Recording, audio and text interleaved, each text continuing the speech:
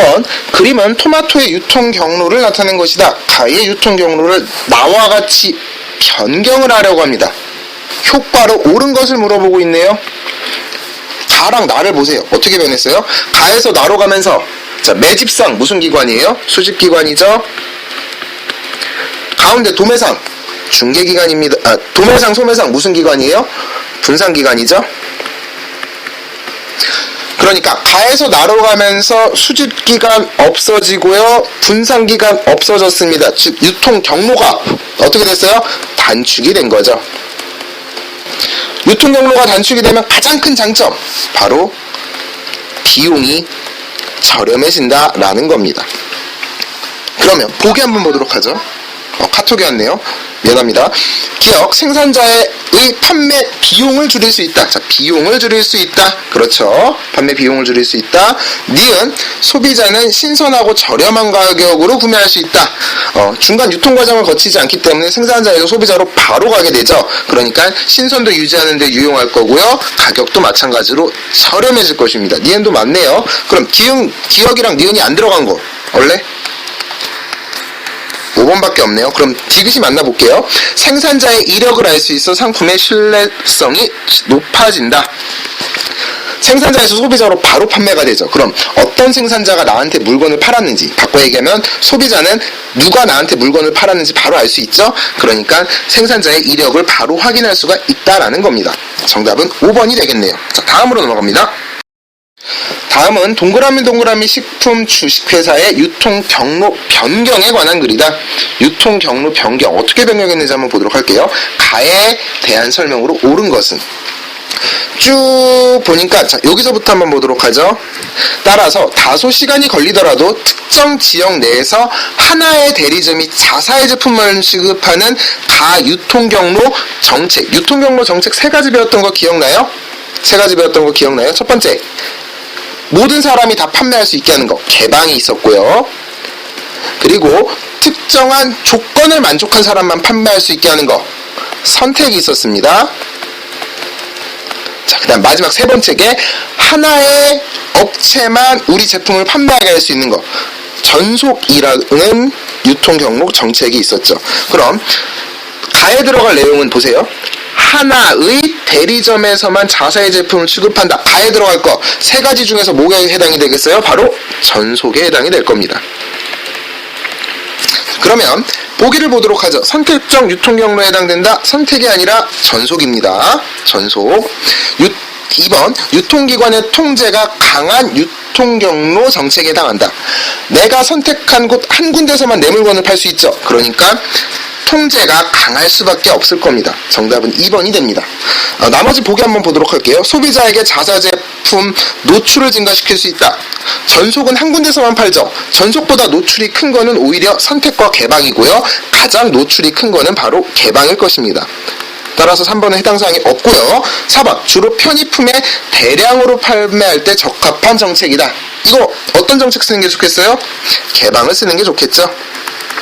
5번, 연간 판매額이 5억 이상인 대리점, 5억 이상인 대리점이라는 자격, 조건이 붙었죠? 그럼 5번은 무슨 유통경로 정책이겠어요? 선택이 될 겁니다. 따라서 정답은 2번이 될 겁니다. 자, 다음으로 넘어갑니다. 3번, 다음은 A씨가 음식점을 창업하고 새로 도입한 모바일 주문 시스템이다. 이 시스템의 기대 효과로 적절한 것만을 보기 위해서 있는 대로 고른 것은, A씨는 음식점을 창업하고 새로운 모바일 주문 시스템을 도입하였다. 자, 어떤 내용인지 한번 보도록 하죠. 과거의 방식, 과거에는요, 주문 소요 시간이 오래 걸렸기 때문이다. 새로 도입한 방식은 고객이 음식점에 방문하여 주문할 때 종업원이 스마트폰을 통해 메뉴를 보고 주문받을 수 있도록 하는 시스템이다. 스마트폰 화면에서 메뉴 구성을 자유롭게 하고 개수도 선택할 수 있다. 자, 그럼 선택을 누가 하는 거예요? 메뉴 선택을 고객이 직접 하는 겁니다. 그래서 주문 목록도 확인 가능하다.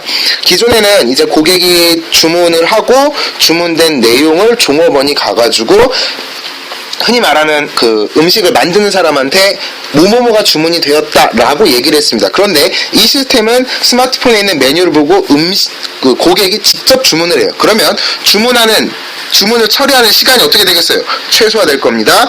그리고 직원을 한번 거치는 게 아니기 때문에 주문 누락 방지가 될 거고요. 그리고 그 자리에서 즉각적으로 반응을 할 수 있기 때문에 고객 만족도가 향상이 될 겁니다. 정답은 따라서 5번이 될 것입니다. 3번 문제는 그냥 상식적인 문제라고 볼 수가 있겠죠. 자, 다음으로 넘어갑니다.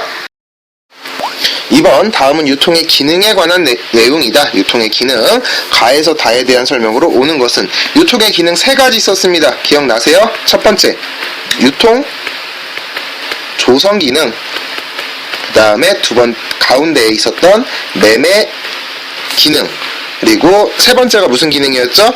물적 유통 기능. 기억나세요? 자, 그럼 가나다의 이 3가지가 어떻게 들어가는지 한번 보도록 하죠.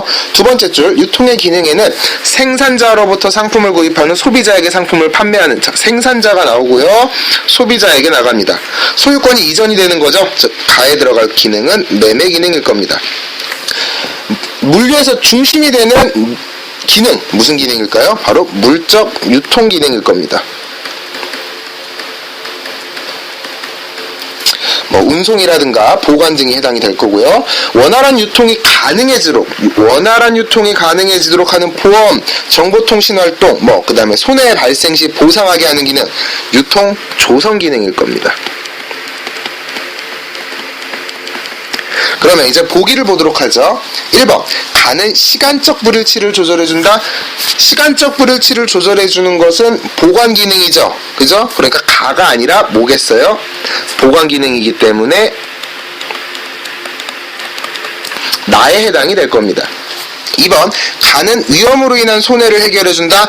가가 아니라 손해 발생 시 보상을 하게 된다. 가가 아니라 뭐겠어요? 나일 겁니다.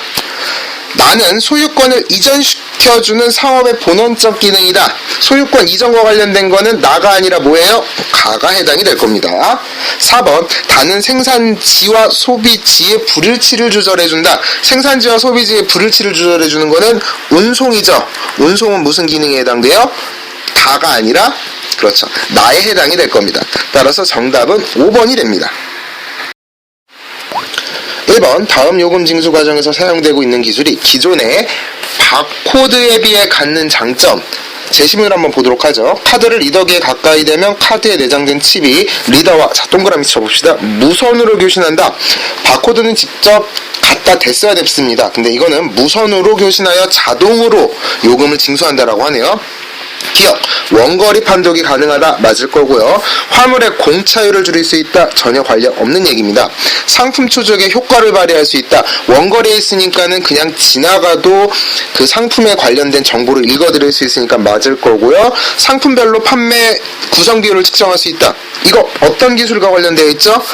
POS, 포인트 오브 세일과 관련된 기술입니다. 따라서 정답은 2번이 되겠습니다.